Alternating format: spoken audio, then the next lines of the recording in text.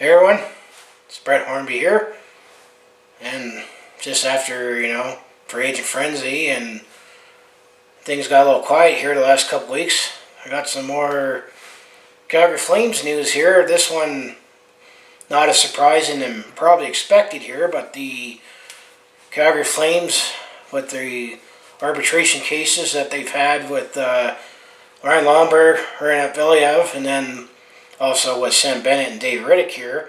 This allowed them to have a second buyout window, as the Calgary Flames did ultimately decide to buy out Michael Stone, defenseman Michael Stone, the final year of his contract here, as he was still owed another $3.5 million for one more season here. Calgary acquired Michael Stone from the Arizona Coyotes in the 2016-17 season there, as we needed some help on injuries on defensemen there, plus also find an excuse to not play ineffective Dennis Weidman at the time there. Actually, at the time, it was when we got Michael Stone and signed Matt Barkowski there. They made a nice bottom pair of defensemen there. And actually, at the time there, the Calgary Flames acquired Michael Stone. They traded Arizona a third and a fifth round pick there. I think Arizona got the third round pick right away, and then they had a fifth round pick, and it was conditioned on if the Flames actually re-signed him. And after Michael Stone being a nice fit for the Flames as a depth defenseman there, during the stretch drive in 2017 there, and we got in the playoffs there, and we had better defensemen with Stone and Barkowski there as a bottom pair. When Calgary, I think the big reason we were able to make the playoffs in 2017 there is that we played catch up in December after a slow start, and then we had that 10-game winning streak there, and that was a big part of why we made the playoffs that year. But we decided to sign Michael Stone in the offseason that year. They signed him to a 3-year deal worth $10.5 million overall, and at that time it seemed a little steep for that defenseman, and it reeked of 1 year too many and too long. And obviously, with this video and these news here, that we put him on waivers for purpose of buying him out, and he cleared, and the Calgary Flames have bought out Michael Stone there. And also the fact that, as I mentioned in previous videos with transactions that we made here, the Flames are definitely in a cap crunch here. It does provide some relief, but I think we still need to do some more work here. Because if you go on Cap Friendly here, which is pretty much the go-to site to go to see where each team's salary cap situation is, the Flames now have $7.76 million in cap space, and they still need to sign Matthew Tkachuk and Andrew Mangiapane. And I definitely going to say we need a little more cap space just to sign Matthew Tkachuk for sure, and to sign Andrew Mangiapane.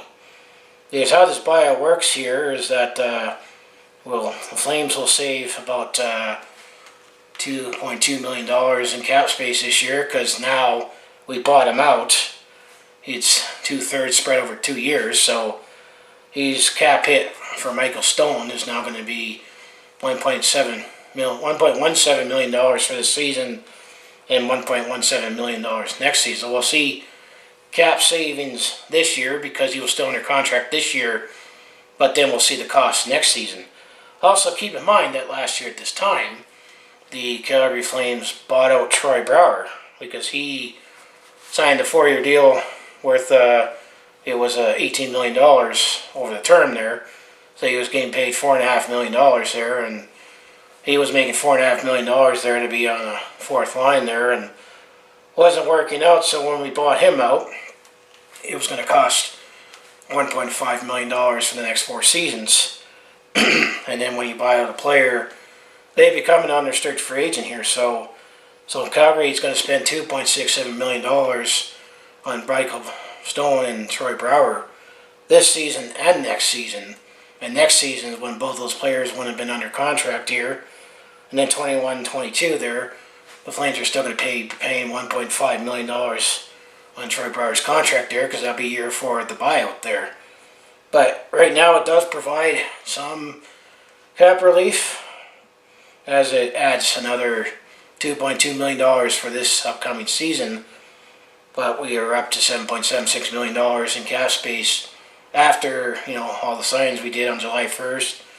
The getting Neal and Lucic for James Neal, and the Oilers retaining 12.5%. I accidentally slipped and said million, 12.5% of his salary. So we're actually going to get a relief of $500,000 in that trade per season that we have Lucic's contract, and then when we signed Ben and Riddick last week. So I'd still going to have to say that I'm going to still put more money on that since we bought out Michael Stone here.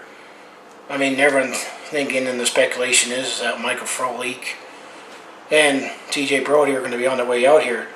I'm still leaning towards that. I might think TJ Brodie will still be here at the start of the season here, and Michael Frolik will be traded out here.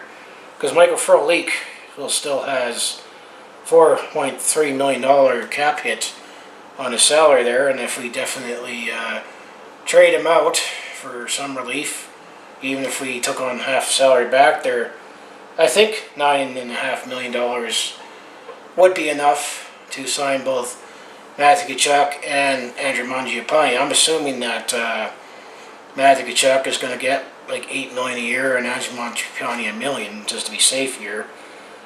But I think Michael Frolik might still be on his way out here because now that we got in, Milan Lucic, and then the fact that Dylan Dubé is knocking on the door, and Cap Friendly also still puts Alan Quine's contract in at $735,000, which is a two-way deal, and Alan Quine, I think, is going to still spend more time in Stockton there.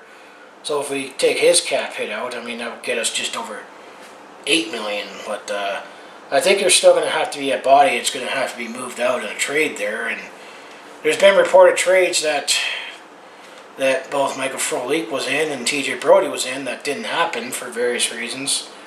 Because also they got Riddick and Talbot on the cap hit, and now we have 7 defensemen here. And it's definitely, I think Michael Stone was the 8th defenseman now.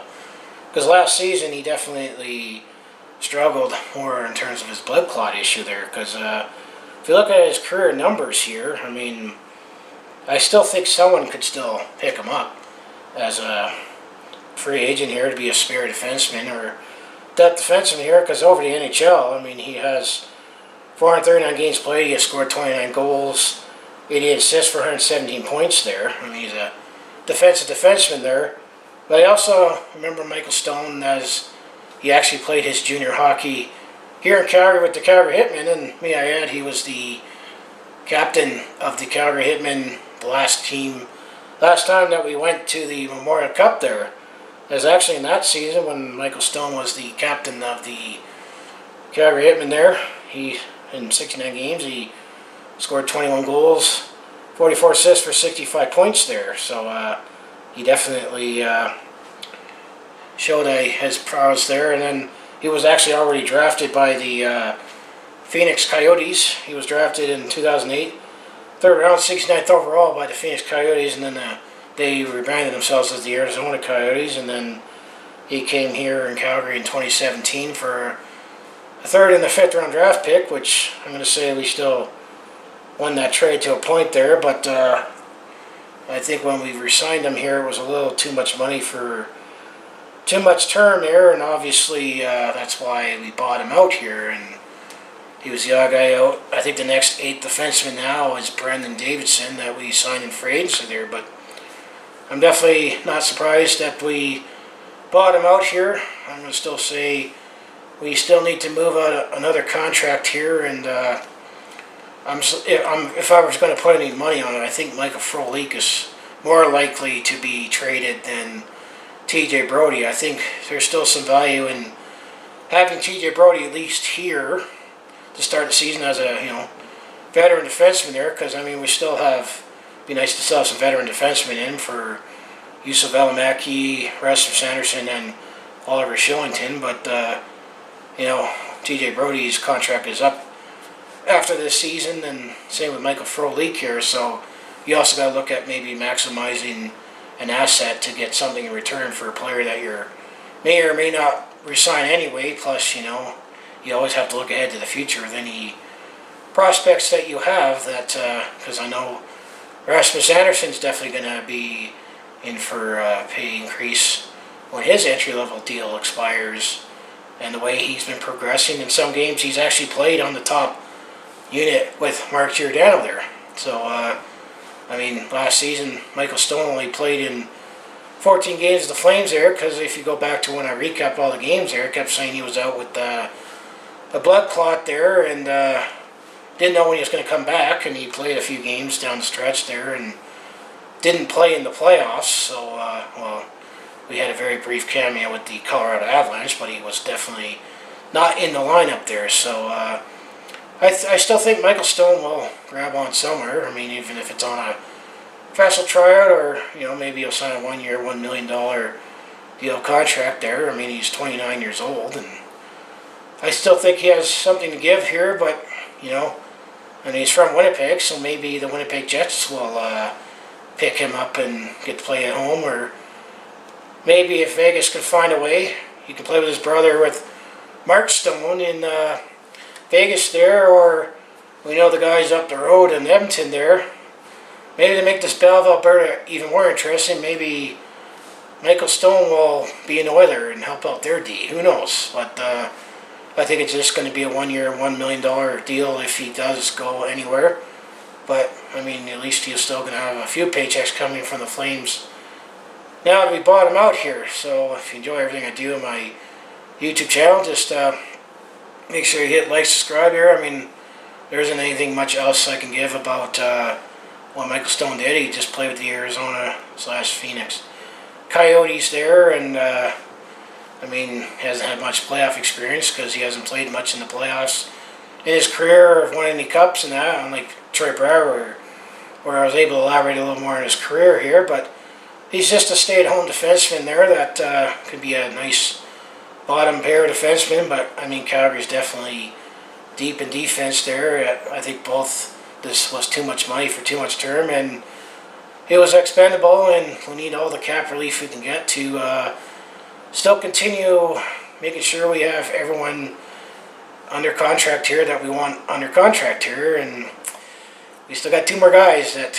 we want to keep, and got to try to make it work, but we might still have to move out some bodies here. So if you enjoy what I do on my YouTube channel, just make sure you like, subscribe, and I'll see you in the next video. There's just been a lot more Flames news recently, on the ice and off the ice. So I'll talk to you then.